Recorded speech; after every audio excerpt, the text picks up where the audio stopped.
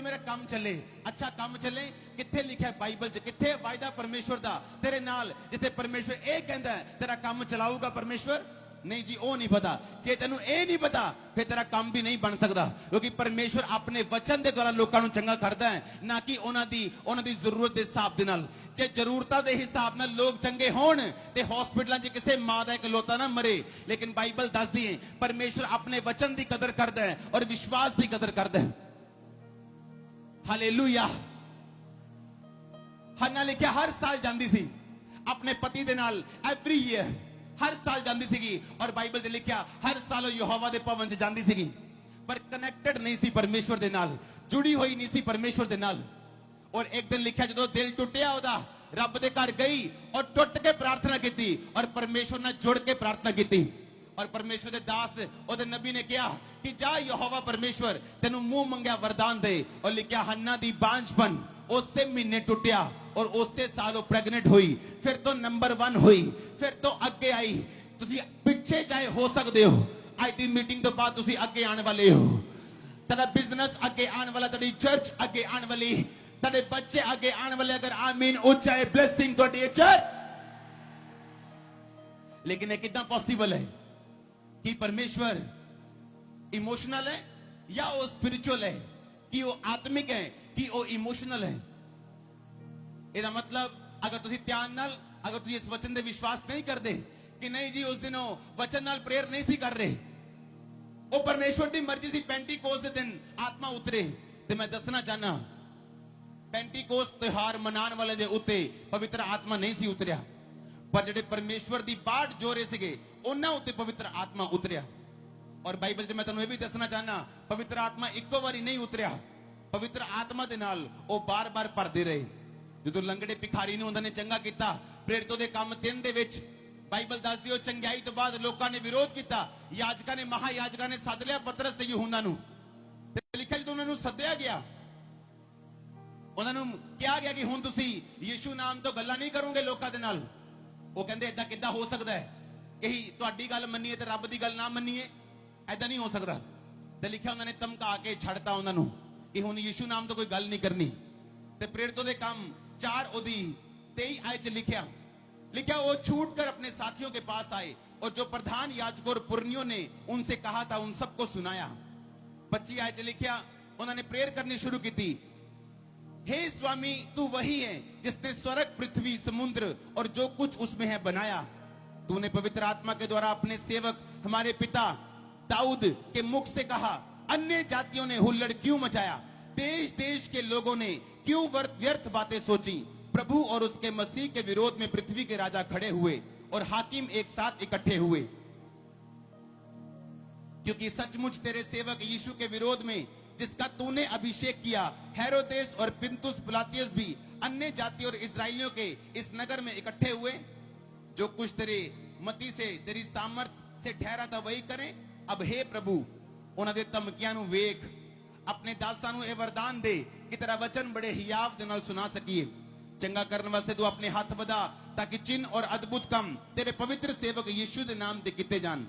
31 आयत लिखा जब वो प्रार्थना कर चुके तो वे स्थान जहां वो इकट्ठे थे हिल गया और वो सब पवित्र आत्मा से परिपूर्ण हो गए और परमेश्वर का वचन हियाव से सुनाते रहे। पूरी कलीसिया बोले आमीन। ए आमीन छोटा हले ऊंचा ऊंचा चाहिए आमीन। बाइबल लिखा फिर द्वारा तो पवित्र आत्मा न परिपूर्ण होए जो प्रार्थना वचन तो की गई। कहते परमेश्वर भजन संहिता च लिखिया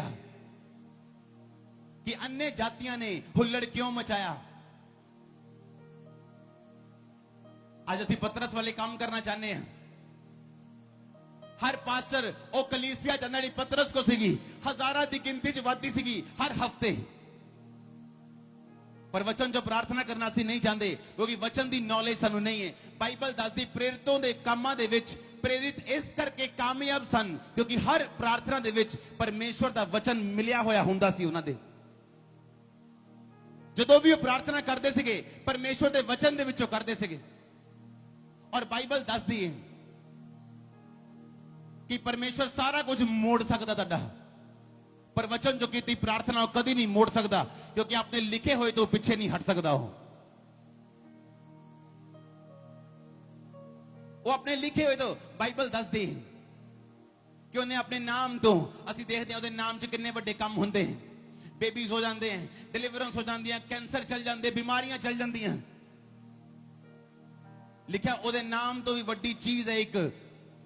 ਭਜਨ ਸੰਹਿਤਾ ਕਹਿੰਦੀ ਉਹਦਾ ਵਚਨ ਉਹਦੇ ਨਾਮ ਨਾਲੋਂ ਵੀ ਜ਼ਿਆਦਾ ਵੱਡਾ ਹੈ।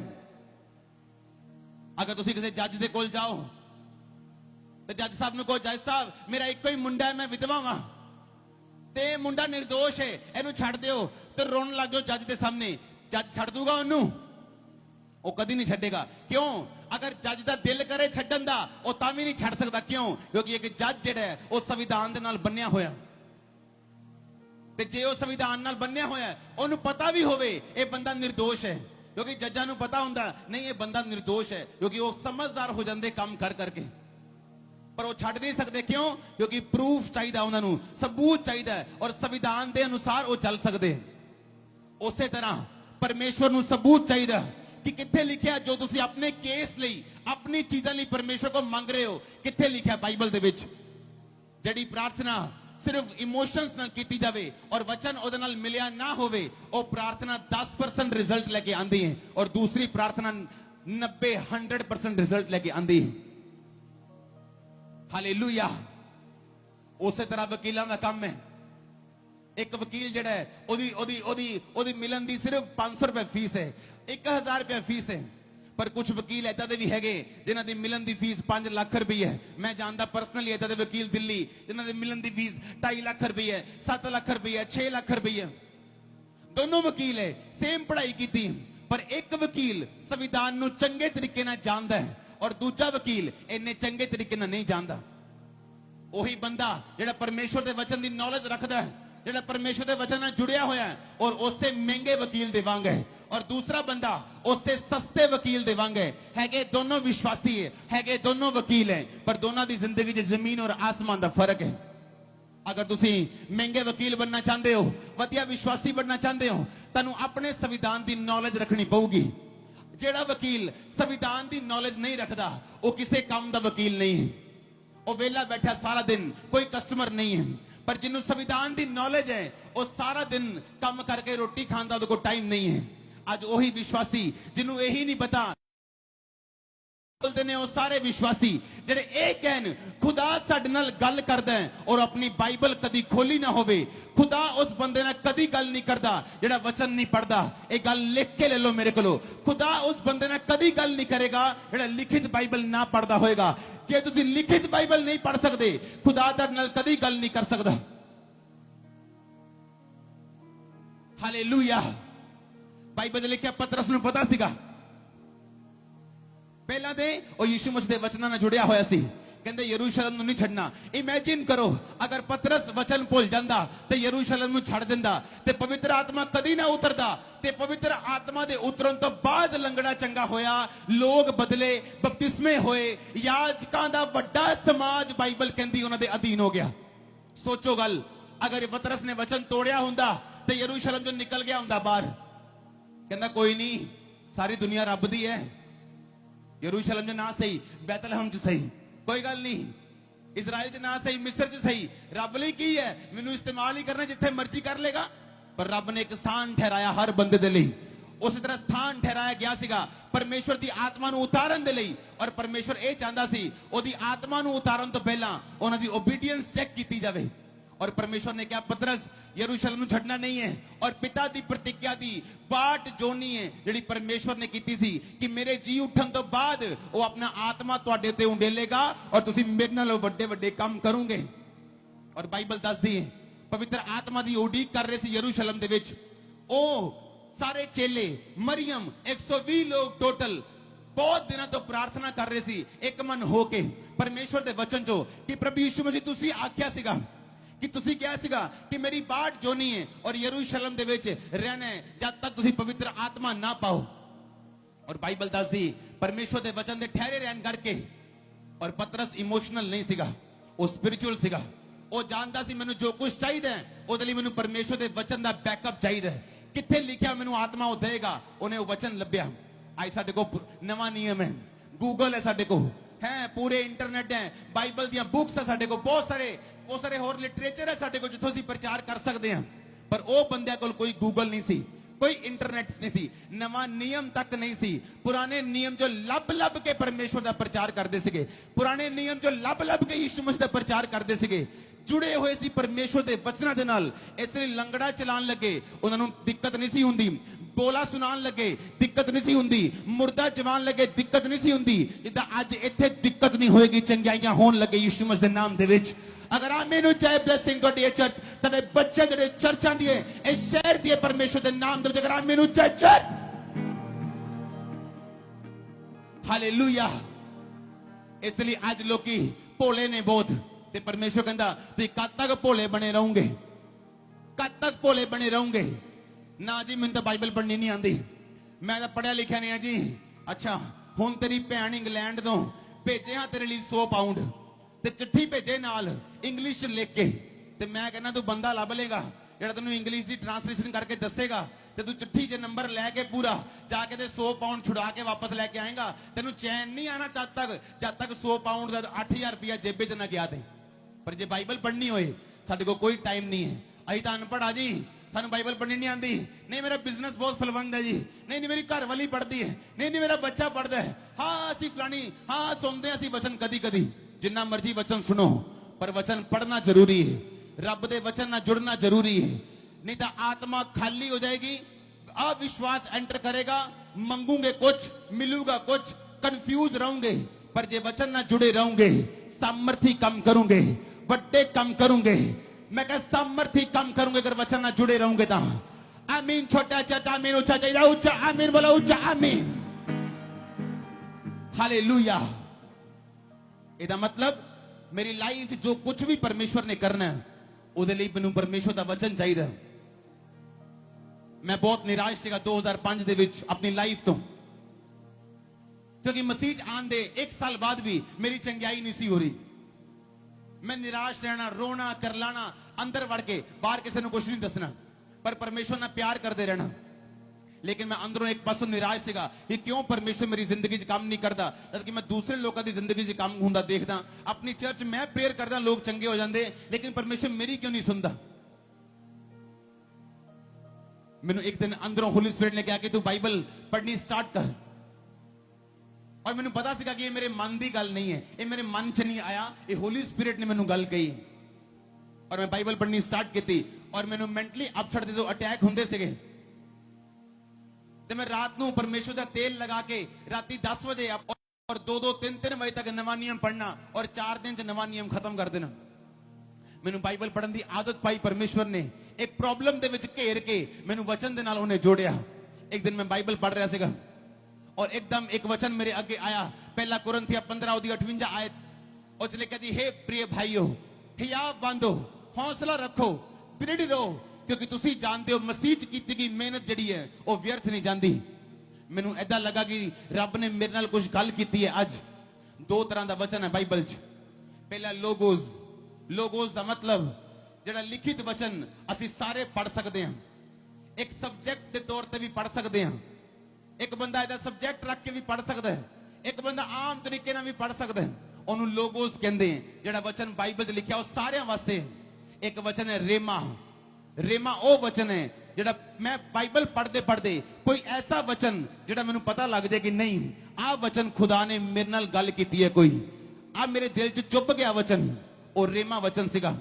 बाइबल दसदी है एक पतरस जदों परमेश्वर नूं कहंदा, पर परमेश्वर जे तू ही है ना पानी दे उत्ते, ते मैनू चल के पानी दे अपने कोल आउण दी आग्या दे। उन्हें ऐसा नहीं किया, परमेश्वर मैं तेरे को पानी दे चल के आन लगा। बाइबल दसदी पतरस ने आग्या मंगी, उन्हें रेमा वचन मंगया परमेश्वर दे कोलों। बाइबल च किते नहीं सी लिखिया कि तू पानी दे चल सकदा है। इसलिए उन्हें परमेश्वर दा एक स्पेशल वचन चाहिदा सी उस टाइम दे उत्ते, अपनी खास परिस्थिति दे उत्ते, जेड़ा परमेश्वर ने दिता। ते पतरस नूं कहा, पतरस आ जा भी, ते लिखिया पतरस पानी उत्ते चलन लगा। ਇਹਦਾ मतलब मेरी जिंदगी जे मैं असंभव काम संभव हुंदा देखना चाहना, मैनू ਉਹ वचन चाहिदा ਜਿਹੜਾ परमेश्वर ने खास मैनू दिता होए। ਤੁਸੀਂ ਯਕੀਨ ਕਰੋ, ਜਦੋਂ ਉਹ वचन मैनू मिलिया, मैं जानदा सीगा क्यों होली स्पिरिट ने मैनू बाइबल पढ़न दे लिए किया, क्यों उन्हें मैनू वचन दे नाल जोड़न दे लिए किया। ਜਦੋਂ वचन पढ़िया, बाइबल पढ़ी कि हे मेरे प्रिय भाइयों मेहनत करो। उस दिन तो बाद मैं 40 फास्टिंग की थी, 40 रोजे पहली बार रखे, 40 रोजे प्रेयर सवेरे उठा, ਦੁਪਹਿਰੇ ਪ੍ਰੇਅਰ, ਸ਼ਾਮੀ ਪ੍ਰੇਅਰ, ਰਾਤੀ ਪ੍ਰੇਅਰ, 40 ਰੋਜ਼ੇ ਬਾਅਦ ਕੋਈ ਰਿਜ਼ਲਟ ਨਹੀਂ। ਮੈਂ ਨਿਰਾਸ਼ ਨਹੀਂ ਹੋਇਆ ਕਿਉਂਕਿ ਉਹ ਵਚਨ ਮੇਰੇ ਦਿਲ 'ਚ ਫਸ ਚੁੱਕਾ ਸੀਗਾ, ਜਿਹੜਾ ਇਹ ਕਹਿੰਦਾ ਸੀਗਾ ਮੇਰੇ 'ਚ ਕੀਤੀ ਮਿਹਨਤ ਕਦੀ ਵਿਅਰਥ ਨਹੀਂ ਜਾਂਦੀ। ਮੈਂ ਕਿਹਾ 40 ਦੀ ਕੋਈ ਪ੍ਰੋਬਲਮ ਨਹੀਂ, ਅਗਲੇ 40, ਤੀਸਰੇ 40, ਚੌਥੇ 40, ਪੰਜਵੇਂ 40, ਜਦੋਂ ਮੈਂ ਪੰਜਵੇਂ ਛੇਵੇਂ 40 ਰੋਜ਼ੇ ਰੱਖੇ, ਸਵੇਰ ਦਾ ਟਾਈਮ ਮੈਂ ਪ੍ਰਾਰਥਨਾ ਕਰਕੇ ਸੋ ਗਿਆ ਔਰ ਪਰਮੇਸ਼ਵਰ ਮੇਰੇ ਸੁਪਨੇ ਦੇ ਵਿੱਚ ਆ ਕੇ ਮੈਨੂੰ ਡਿਲੀਵਰ ਕਰਦਾ ਹੈ। ਔਰ ਅੱਜ ਤੱਕ ਮੈਂ ਉਸ ਬਿਮਾਰੀ ਤੋਂ, ਉਸ ਦਿਮਾਗੀ ਅਪਸੈਟ ਦੇ ਅਟੈਕਾਂ ਤੋਂ ਆਜ਼ਾਦ ਹਾਂ। 13 ਸਾਲ ਹੋ ਚੁੱਕੇ ਮੈਨੂੰ ਆਜ਼ਾਦ ਹੋਏ। ਔਰ ਜਿਹੜਾ ਆਮੀਨ ਛੋਟਾ ਹੈ ਚਰਚ, ਆਮੀਨ ਛੋਟਾ ਹੈ, ਹਾਲੇਲੂਇਆ। ਮੈਂ ਜਾਣਦਾ ਸੀਗਾ ਮੇਰੀ ਪ੍ਰੋਬਲਮ ਡਾਕਟਰ ਕੋ ਹੱਲ ਨਹੀਂ ਹੋਣੀ, ਕਿਉਂਕਿ ਜਲੰਧਰ ਦਾ ਹਰ ਡਾਕਟਰ ਮੈਨੂੰ ਜਾਣਦਾ ਸੀ। ਮੇਰੀ ਫੈਮਿਲੀ ਡਾਕਟਰਸ ਨਾਲ ਭਰੀ ਹੋਈ ਹੈ। ਮੈਂ ਆਪ ਕੰਪਿਊਟਰ ਇੰਜੀਨੀਅਰ ਹਾਂ। ਸਾਡੀ ਫੈਮਿਲੀ ਸਾਰੇ ਪੜ੍ਹੇ ਲਿਖੇ ਲੋਕ ਹੈ। ਸਾਨੂੰ ਹਰ ਚੀਜ਼ ਦਾ ਪਤਾ ਸੀਗਾ, ਲੇਕਿਨ ਪਰਮੇਸ਼ਵਰ ਦਾ ਨਹੀਂ ਸੀ ਪਤਾ। ਬਸ ਜਦੋਂ ਬੰਦਾ ਜ਼ਿਆਦਾ ਪੜ੍ਹ ਲਿਖ ਜਾਂਦਾ ਹੈ, ਉਹਨੂੰ ਲੱਗਦਾ ਹਾਂਜੀ ਹਾਂਜੀ ਸਾਰੇ ਇੱਕੋ ਜਿਹੇ ਹੈ, ਮੱਥਾ ਟੇਕ ਦੋ, ਬਸ ਆਪਣੇ ਕੰਮ ਕਾਰ ਕਰੋ। ਲੇਕਿਨ ਉਸ ਬੰਦੇ ਨੂੰ ਬਾਅਦ ਚ ਪਤਾ ਲੱਗਦਾ ਹੈ ਜਦੋਂ ਸਿਰ ਤੇ ਪੈਂਦੀ ਹੈ ਕਿ ਨਹੀਂ, ਕੋਈ ਪਰਮੇਸ਼ਵਰ ਹੈਗਾ ਧਰਤੀ ਤੇ ਜਿਉਂਦਾ, ਜਿਹੜਾ ਛੁਡਾਉਣ ਦੀ ਤਾਕਤ ਵੀ ਰੱਖਦਾ ਹੈ। ਡਾਕਟਰਾਂ ਦੇ ਹੱਥੋਂ ਚ ਉਹ ਆਮੀਨ ਛੋਟਾ ਜਦ ਮੈਂ ਹੋਲੀ ਗੋਸਟ ਨੂੰ ਫੀਲ ਕਰ ਰਿਹਾ ਆਪਣੇ ਉੱਤੇ, ਹਾਲੇਲੂਇਆ। ਉਸ ਵਚਨ ਨੇ ਮੈਨੂੰ ਟੁੱਟਣ ਨਹੀਂ ਦਿੱਤਾ। ਅਗਰ ਉਹ ਵਚਨ ਮੈਂ ਨਾ ਪੜਿਆ ਹੁੰਦਾ ਮੈਂ ਟੁੱਟਦਾ ਕਿ ਪਰਮੇਸ਼ਵਰ ਇੱਕ ਵਾਰੀ ਰੋਜ਼ੇ ਰੱਖ ਲੈ, 2 ਵਾਰੀ ਰੱਖ ਲੈ, 3 ਵਾਰੀ ਰੱਖ ਲੈ, 4 ਵਾਰੀ, 5 ਵਾਰੀ, ਤੂੰ ਕਦੋਂ ਸੁਣੇਗਾ? ਲੇਕਿਨ ਉਹ ਵਚਨ ਮੇਰੇ ਦਿਲ 'ਚ ਖੁੱਭਿਆ ਸੀ, ਮੇਰਾ रेमा वचन कि हे प्रिय भाइयों, हे आप बांधो, दृढ़ रहो, क्योंकि तुम जानते हो मसीह में की गई मेहनत कभी व्यर्थ नहीं जाती। उस दिन तो बाद मैं ठान लिया कि कुछ करा या मैं ना करा, मैं परमेश्वर के वचन के नाल जुड़िया रवांगा। और वो दिन है, आ दिन है, मेंटली अपसेट दा अटैक द्वारा नहीं होया कभी। 13 साल हो गए और मेंटली अपसेट दे ਜਿਹੜੇ ਦੁਸ਼ਟ ਆਤਮਾ ਦੇ ਜਕੜੇ ਪਾਗਲ ਲੋਕ ਮਿਨਿਸਟਰੀਆਂ 'ਚ ਚੰਗੇ ਹੋ ਚੁੱਕੇ ਹਨ। ਕਿੰਨੇ ਪਾਗਲ ਚੰਗੇ ਹੋ ਚੁੱਕੇ। ਇਸ ਪਾਗਲ ਦੇ ਦੁਆਰਾ 2005 ਚਾਰ ਜਿਹੜਾ ਪਾਗਲਾਂ ਵਾਂਗੂ ਫਿਰਦਾ ਸੀਗਾ, ਜੋ ਮੇਰੇ ਨਾਲ ਹੋਇਆ, ਜੋ ਅੱਜ ਮੈਂ ਕਰ ਰਿਹਾ, ਉਹ ਤੁਸੀਂ ਕਰੋਗੇ ਯੀਸ਼ੂ ਦੇ ਨਾਮ 'ਚ ਵੱਡੇ ਵੱਡੇ ਕੰਮ। ਅਗਰ ਆਮੀਨ ਉੱਚਾ ਹੈ, ਮੈਂ ਕਿਹਾ ਜੋ ਮੈਂ ਕਰ ਰਿਹਾ ਉਹ ਤੁਸੀਂ ਕਰੋਗੇ, ਤੁਹਾਡੇ ਬੱਚੇ ਕਰਨਗੇ, ਤੁਹਾਡੀ ਕਲੀਸਿਆਵਾਂ ਕਰਨਗੇ। ਅਗਰ ਆਮੀਨ ਉੱਚਾ ਹੈ, ਆਸ਼ੀਸ਼ ਤੁਹਾਡੀ ਹੈ, ਹਾਲੇਲੂਇਆ। ਅੱਜ ਇਸ ਵਚਨ ਨੂੰ ਸੁਣਨ ਤੋਂ ਬਾਅਦ ਤੁਹਾਨੂੰ ਰਿਅਲਾਈਜ਼ ਹੋਏਗਾ ਕਿ ਕਿਉਂ ਪਰਮੇਸ਼ਵਰ ਦਾ ਵਚਨ ਮੇਰੇ ਲਈ ਜ਼ਰੂਰੀ ਹੈ, ਕਿਉਂ ਮੈਂ ਵਚਨ ਪੜਾਂ, ਇਹ ਮੇਰੇ ਲਈ ਜ਼ਰੂਰੀ ਹੈ, ਹਾਲੇਲੂਇਆ। ਇਸ ਮਿਨਿਸਟਰੀ ਨੂੰ ਕੋਈ ਫੌਰਨ ਦੀ ਸਪੋਰਟ ਨਹੀਂ ਹੈ, ਕੋਈ 100 ਕਰੋੜ ਆ ਰਿਹਾ, 50 ਕਰੋੜ ਆ ਰਿਹਾ, ਲੇਕਿਨ ਅਸੀਂ ਲੱਖਾਂ ਰੁਪਇਆ ਮਹੀਨੇ ਦਾ ਖਰਚਦੇ ਹਾਂ ਟੀਵੀ ਪ੍ਰੋਗਰਾਮਾਂ ਦੇ ਲਈ। ਟੀਵੀ ਪ੍ਰੋਗਰਾਮਾਂ ਦਾ ਕਰਨ ਦਾ ਇੱਕੋ ਮਕਸਦ ਹੈ ਕਿ ਪਰਮੇਸ਼ਵਰ ਦਾ ਵਚਨ ਹਰ ਇੱਕ ਘਰ ਪਹੁੰਚਣਾ ਚਾਹੀਦਾ ਹੈ। ਬੰਦਾ ਅਲਰਟ ਹੋਣਾ ਚਾਹੀਦਾ ਹੈ। ਇੱਕ ਵਿਸ਼ਵਾਸੀ ਨੂੰ ਪਤਾ ਹੋਣਾ ਚਾਹੀਦਾ ਹੈ ਕਿ ਪਰਮੇਸ਼ਵਰ ਦੇ ਵਚਨ 'ਚ ਕੀ ਲਿਖਿਆ ਔਰ ਮੈਂ ਕਿੱਦਾਂ ਮਸੀਹ 'ਚ ਚੱਲਣਾ, ਹਾਲੇਲੂਇਆ। ਔਰ ਇਹੀ ਮਕਸਦ ਹੈ ਇਸ ਕਰੂਸੇਡ ਨੂੰ ਕਰਨ ਦਾ ਕਿ ਤੁਸੀਂ ਪਰਮੇਸ਼ਵਰ ਦੇ ਵਚਨ ਦੇ ਨਾਲ ਜੁੜ ਸਕੋ। ਤੁਹਾਨੂੰ ਇਹ ਪਤਾ ਹੋਏ ਜਿਹੜੀ ਵੀ ਬਲੇਸਿੰਗ ਤੁਹਾਡੀ ਨਿਕਲਣੀ ਹੈ ਉਹ ਪਰਮੇਸ਼ਵਰ ਦੇ ਵਚਨ ਦੇ ਅੰਦਰੋਂ ਨਿਕਲਣੀ ਹੈ, ਆਮੀਨ। ਜੇ ਅਸੀਂ ਪਰਮੇਸ਼ਵਰ ਦੇ ਵਚਨ ਨਾਲ ਜੁੜੇ ਨਹੀਂ ਹੋਏ ਤੇ ਅਸੀਂ ਪਰਮੇਸ਼ਵਰ ਨਾਲ ਜੁੜੇ ਨਹੀਂ ਹੋਏ। ਤੁਸੀਂ ਨੋਟਿਸ ਕਰੋਗੇ ਲੋਕਾਂ ਨੂੰ, ਜਿਹੜੇ ਲੋਕ ਬਾਈਬਲ ਨਹੀਂ ਪੜ੍ਹਦੇ ਔਰ ਸਿਰਫ ਪ੍ਰੇਅਰ ਕਰਦੇ, ਉਹ ਗਲਤੀਆਂ ਕਰਨਗੇ ਆਪਣੇ ਸੁਭਾਅ ਦੇ ਵਿੱਚ ਬਹੁਤ ਜ਼ਿਆਦੀਆਂ। ਉਹਨਾਂ ਦੇ ਸੁਭਾਅ 'ਚ ਗਲਤੀਆਂ ਹੋਣਗੀਆਂ, ਗੁੱਸਾ ਕਰਨਗੇ, ਲੜਨਗੇ, ਚਰਚ ਜਾ ਕੇ ਵੀ ਜੈਲਸੀਆਂ ਕਰਨਗੇ। ਕਿਉਂ? ਵਚਨ ਨਹੀਂ ਪਤਾ ਉਹਨਾਂ ਨੂੰ। ਇਹੋ ਜਿਹੇ ਲੋਕ ਵੀ ਹੈਗੇ ਜਿਹੜੇ ਕੱਲਾ ਵਚਨ ਜਾਣਦੇ ਪਰ ਪ੍ਰੇਅਰ ਨਹੀਂ ਕਰਦੇ। ਉਹਨਾਂ ਨੂੰ ਸਭ ਕੁਝ ਪਤਾ ਹੈ ਪਰ ਉਹ ਸੁੱਕੇ ਹੋਣਗੇ, ਅੰਦਰ ਕੁਝ ਨਹੀਂ ਹੈ ਉਹਨਾਂ ਦੇ, ਕੱਲੇ ਵਚਨ ਦੇ ਕਰਕੇ। ਇਸ ਲਈ ਵਚਨ ਪੜੋ, ਉਸ ਤੋਂ ਬਾਅਦ ਪ੍ਰੇਅਰ ਕਰੋ, ਫਾਸਟਿੰਗ ਕਰੋ, ਵਚਨ ਪੜੋ, ਪ੍ਰੇਅਰ ਕਰੋ। ਤੁਹਾਡੀਆਂ ਜ਼ਿੰਦਗੀਆਂ ਬਦਲਣ ਵਾਲੀਆਂ ਪਰਮੇਸ਼ਵਰ ਦੇ ਨਾਮ ਦੇ ਵਿੱਚ। ਤੁਹਾਨੂੰ ਪਤਾ ਹੋਣਾ ਚਾਹੀਦਾ ਕਿ ਵਚਨ 'ਚ ਲਿਖਿਆ ਕੀ ਹੈ, ਮੇਰੇ ਪ੍ਰਤੀ ਵਚਨ ਕਹਿੰਦਾ ਕੀ ਹੈ, ਹਾਲੇਲੂਇਆ। ਫਿਰ ਇਸੇ ਕਰਕੇ ਅਸੀਂ ਆਪਣੇ ਪਾਸਟਰਸ ਦੇ ਕੋਲ ਫालतू ਦੀਆਂ ਪ੍ਰਾਰਥਨਾਵਾਂ ਲੈ ਕੇ ਜਾਂਦੇ ਹਾਂ। प्रे करो जी मेरा घर बदले। बाइबल की कहती प्रे कर कि ये कहती है तू बच, तेरा घराना बचाया जाएगा। पर मैं एक यूथ हाँ जी, मेरी तो गर्लफ्रेंड है जी, मैं जी थोड़ी बहुत प्रेयर कर लेना जी, ਇਹਦਾ मतलब तू आप नहीं बचा हले, तेरा घराना किद्दां बचाया जाऊगा। इस करके एक जवान कुड़ी, एक जवान मुंडा चर्च जांदा है, वो ध्यान रखे कि परमेश्वर का वचन तेरे अंदरों निकल के पूरा होना है कि तू बच, तेरा घराना बचाया जाऊगा। ਇਹਦਾ मतलब जे मैं ही नहीं बचिया, जे मेरिया 7-7 गर्लफ्रेंड हैं, जे मैं दिन रात व्हाट्सएप ते फेसबुक ते लगा होया, ਇਹਦਾ ਮਤਲਬ ਮੈਂ ਹੀ ਨਹੀਂ ਬਚਿਆ ਤੇ ਵਚਨ ਕਿੱਦਾਂ ਪੂਰਾ ਹੋਊਗਾ, ਤੂੰ ਬਚ, ਤੇਰਾ ਘਰਾਨਾ ਬਚਾਇਆ ਜਾਊਗਾ? ਇਹ ਕਿੱਦਾਂ ਹੋ ਸਕਦਾ ਹੈ? ਇਸ ਲਈ ਪ੍ਰਭੂ ਯਿਸੂ ਮਸੀਹ ਨੇ ਕਿਹਾ ਤੂੰ ਟੈਨਸ਼ਨ ਨਾ ਲੈ ਆਪਣੇ ਘਰਦਿਆਂ ਦੀ, ਤੂੰ ਬਚ, ਤੇਰਾ ਘਰਾਨਾ ਬਚਾਇਆ ਜਾਊਗਾ। ਜਦੋਂ ਮੈਂ ਪਰਮੇਸ਼ਵਰ ਦੇ ਵਿੱਚ ਆਇਆ, ਮੇਰੇ ਸਭ ਤੋਂ ਵੱਡੇ ਵਿਰੋਧੀ ਮੇਰੀ ਫੈਮਿਲੀ ਮੈਂਬਰ ਸੀਗੇ। ਮੇਰੇ ਘਰਦਿਆਂ ਨੇ ਇੱਥੇ ਤੱਕ ਕਹਿਤਾ ਹੀ ਜਾ ਤੂੰ ਚਰਚ ਨਾ ਜਾ, ਤੂੰ ਨਸ਼ੇ ਕਰਨੇ ਤੋਰਾ ਕਰ ਲੈ, ਜੋ ਕਰਨਾ ਕਰ, ਪਰ ਤੂੰ ਚਰਚ ਨਹੀਂ ਜਾਣਾ, ਧਰਮ ਨਹੀਂ ਆਪਣਾ ਬਦਲਣਾ। इमेजिन करो रोज मेरे घर च लड़ाई होनी, रोज इको ही पंगा, तू बिजनेस करना, साडा बिजनेस